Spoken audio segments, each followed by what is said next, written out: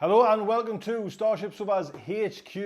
Today we're going to have the ultimate Smackdown. We're going to take two books by two great writers. Double Star by Heinlein and Caves of Steel by Asimov. These two are going head to head. Which one do I like and which one, more importantly, which one do you like? Find out.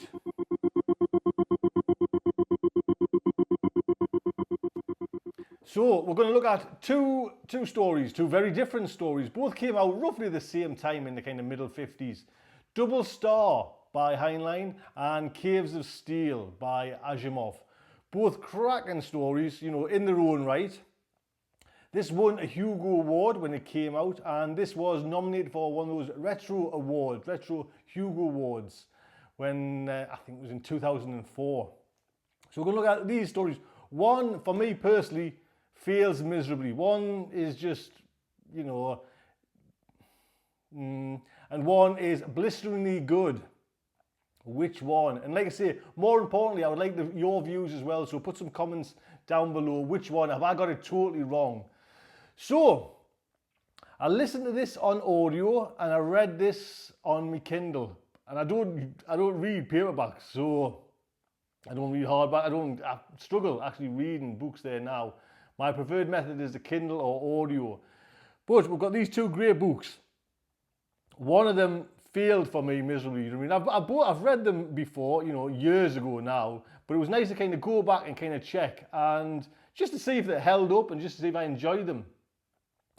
Like I say, one was a bit disappointed. And well, let's start off with then. Both of them fail miserably with female characters. You know what I mean? It's just, yeah, I'm looking to 2015, blinkered eyes. I've come off the back of reading William Gibson's Peripheral, which just, that's all I want. I want a kind of realistic, honest, character. And both of them, both of them have failed on this miserably. Heinlein's known for it. Do you know what I mean? Kind of just depicted as kind of two-dimensional, there for tears, to bring on the tears and to cry and to be kind of this whimsy, flimsy character, and the same with Asimov. And I think, over this little Smackdown, Asimov's is worse. Like I said, we've known Heinlein's, it's shocking for it.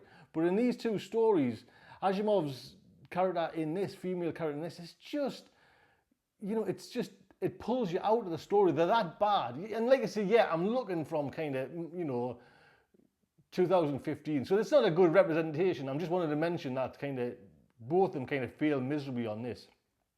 So a quick overview of the stories. This is, you've got not a has-been actor, but certainly an actor who's, reached a little bit of fame in his time and somehow managed to get roped into kind of impersonating a political leader who's very important within the galaxy, set miles into the future. And this is a good, honest-to-goodness detective story. There's been a murder in the future on Earth and everyone lives in this kind of cave of steel, hence the name of the book. And we've got Elijah Bailey, who's the plainclothes policeman, copper, Rosa, out there to kind of find the murderer and, bring justice and, restore peace to the environment on this story. So both are good ideas and both have got great concepts to make them work. One doesn't work at all now for me, and that's my personal opinion. What do you think? I really want some comments on this to kind of, have I missed the mark totally? But that's why I did them, I read them at the same time just to get this kind of perspective. So we got Elijah Bailey in this, who's the plainclothes detective. There's been like a murder. And it's one of these things that, it's unthinkable in that day and age. And Elijah's been assigned a robot to help him, which is even more unthinkable. Do you know what I mean? Earth lives in these caves of steel and, society's changed. They don't the humans don't want anything to do with robots. They're kind of frightened of them almost. And Elijah has to kind of work with this robot. So like I say, both great stories. Heinlein's takes off where Lorenzo, the great Lorenzo, has somehow been embroiled in this job to kind of impersonate this political leader. And from the minute you pick up this book, it's away like a little whippet. Do you know what I mean? It kind of takes you off, and before you know it, you're on to kind of page 20, page 30. There's all sorts happening. With Caves of Steel, it just takes its time to get going, because Asimov thinks you need to know about the positronic brain and the 3 laws of robotics, and he has his characters sit down and talk about them. And that's one of the kind of major faults with this book, is it doesn't get going until halfway through the book, until Asimov's explained the wonders of, you know, the positronic brain, the wonders of the 3 laws of robotics. We know that now. You know, he's wrote a lot of stories before this book came out on, you know, robots. He's got the novel out, I, Robot, which I kind of talked about before. We know all about it. I'm looking for a good detective story with robots. That's the kind of, you know, the concept I want as a reader. I don't get that straight away. It takes us half the book to get through his kind of pontificating about, you know, how good that idea is. And this is where I'm kind of thinking, is Asimov, you know, at this moment, a one-trick pony with this book? You know, he just seems to like go on and on about this, you know, the 3 laws. That's what's set down, so we can't do that, it can't do that. And he sits down and talks to certain characters, and has certain characters talk back to you, you know, like about, you know, the positronic brain, how, you know, clever it is, and how these fundamental laws can't be changed because of, you know, the positronic brain, and because it's so difficult to do. This one's out of the gate and it's away. Heinlein's got this idea, got this story. He's throwing, you know, great science fiction, little kind of cool things, you know, traveling to kind of Mars. This actor has got to go and impersonate this leader in a nest of Martians, you know, on Mars. And you're away out of the gates, and it's just an enjoyable, fun read. You know, and like I say, this one's still lagging behind, you know, explaining the kind of the differences. And like I say, yes, they both got, you know, very bad female character representations. You know what I mean? They both kind of fail there miserably. But I would say this one, you know, failed a bit more. What I found when I got to the end of the story, though, this one was just getting deeper and deeper and deeper into trouble. Do you know what I mean? The kind of, not trouble, you know, from my point of view, it was just from the character's point of view. It was getting a bit too over his head, you know, over this character's head. And it made you want to keep on going and going and going. When this got to the end, you know, we've got Elijah Bailey's the plainclothes detective who kind of has to work with O'Neil, a robot, you know, which has got one of these powerful super positronic brains, and, you know, is governed by the 3 laws.